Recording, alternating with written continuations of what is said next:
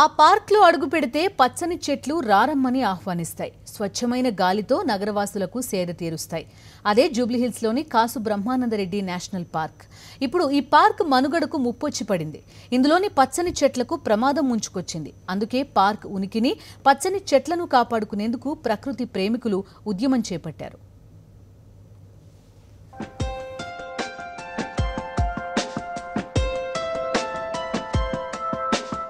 హైదరాబాద్ నగరంలోని జూబ్లీహిల్స్ లో ఉన్న కేబీఆర్ పార్క్ అంటే తెలియని వారుండరు.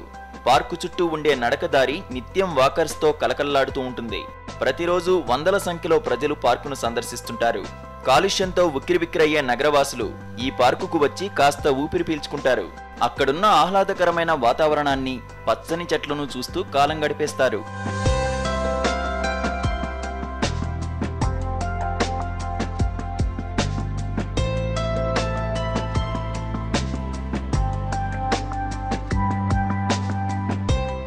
కేబీఆర్ పార్కుకు వన్ని తెచ్చే ఈ పచ్చని చెట్లకు ఇప్పుడు ఊహించని ప్రమాదం వచ్చి పడింది.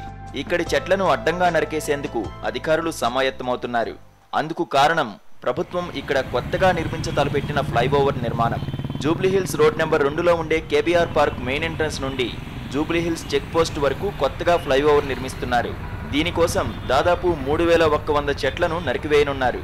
దీంతో ప్రకృతి ప్రేమికులందరూ కలిసి వాయిస్ ఆఫ్ కేబీఆర్ అనే పేరుతో ఒక ఉద్యమాన్ని ప్రారంభించారు.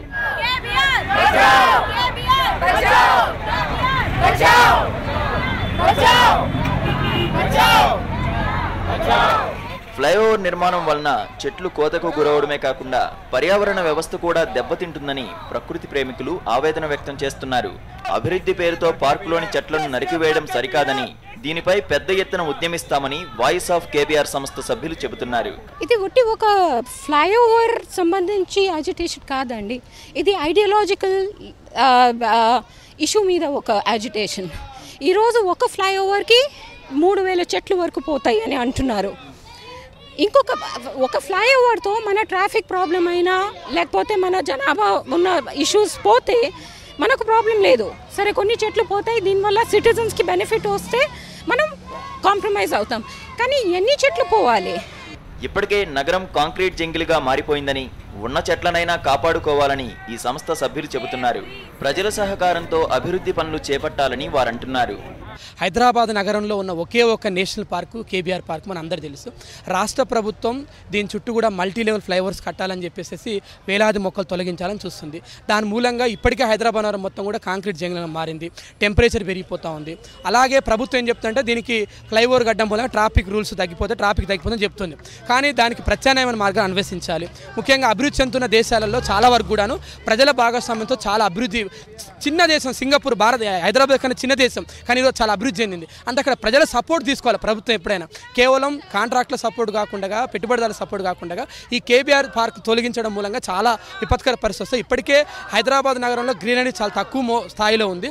మా వాకింగ్లో రోజు ఇక్కడ మేము ఎంతో ఆహ్లాదంగా నడి ఒడ్డున ఇంత మంచి గ్రీనరీ దొరికినందుకు మేము ఎంతో రోజు సంతోషపడతాము. కానీ ఈరోజు మా చెట్లు నరికేస్తారంటే మాకు బాధ వేస్తుంది. మేము చెట్లను చూస్తే రోజు ఎంతో ప్రకృతి మాలో భాగంగా, మా శరీరంలో భాగంలా ఈరోజు ఫీల్ అవుతుంటే మాకు ఈరోజు తీసేస్తారంటే ప్రభుత్వంలో ఎన్నో మార్పులు, డిజైనింగ్, ఇంజనీరింగ్ వాళ్ళు ఈ యొక్క పార్కు పైనే దృష్టి పెట్టడానికి కారణం ఏంటో తెలియట్లేదు. కాబట్టి నేను పూర్తిగా వ్యతిరేకిస్తున్నాము. పచ్చని చెట్లను బతికించుకోవాల్సిన ఆవశ్యకత ప్రతి ఒక్కరిపైన ఉందని ధర్నాలో పాల్గొన్న సభ్యులు ఎలుగెత్తి చాటుతున్నారు. కేబీఆర్ పార్కు చుట్టూ ఉన్న చెట్లు ఎన్నో ఏళ్ల కృషి ఫలితంగా దక్కిన సంపద అని అన్నారు. ప్రకృతి సిద్ధంగా పెరిగిన వాటిపై పగబట్టడం సరికాదని చెబుతున్నారు. ఇది ఉద్యమం కాదండి, ప్రతి మనిషి కలగాల్సిన ఆలోచన. ఒక చెట్టు అనేది ఒక జాతీయ సంపద. దాన్ని మనం పెంచాలంటే ఒక 25 సంవత్సరాలు కాదు, 50 సంవత్సరాలు పడుతుంది. మనం ఎంతకాలం బతుకుతామో మనకే తెలియదు.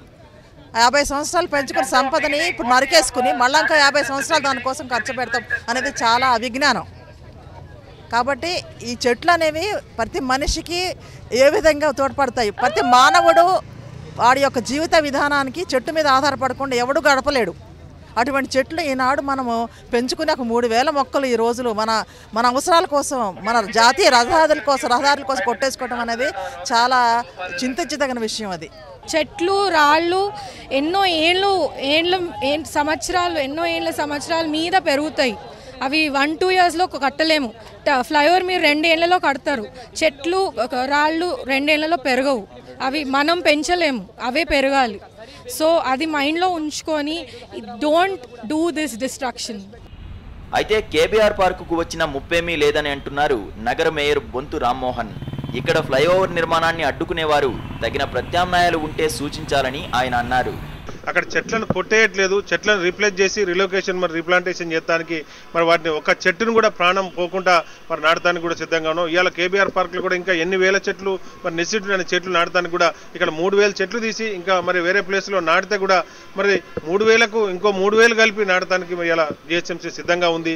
మరి ఇది ప్రజా అవసరాల కొరకు ఆల్టర్నేటివ్స్ లేక మరి ప్రజా ఉపయోగం కొరకు చేస్తున్న మరి ప్రాజెక్టులు ఫ్లైఓవర్లు కాబట్టి దీన్ని కూడా మరి కోర్టులు కానీ ఎన్జిటి కానీ స్వచ్ఛంద సంస్థలు కానీ మరి దాన్ని గుర్తుపెట్టుకోవాల్సిన అవసరం ఉంది, దాన్ని సహకరించాల్సిన అవసరం ఉంది. అది కాదు ఇంకో ఆల్టర్నేటివ్ ఉందంటే మరి సిటీ సెంటర్లో ఇండ్లు కూడా కొట్టుకుంటా ఎస్ఆర్డీపీలు కట్టలేం, ఫ్లైఓవర్లు కూడా కట్టలేం. మరి అలా అడ్డుకున్న వాళ్ళు దాని పరిష్కారం కూడా చెప్పే పరిస్థితిలో ఉండాలి.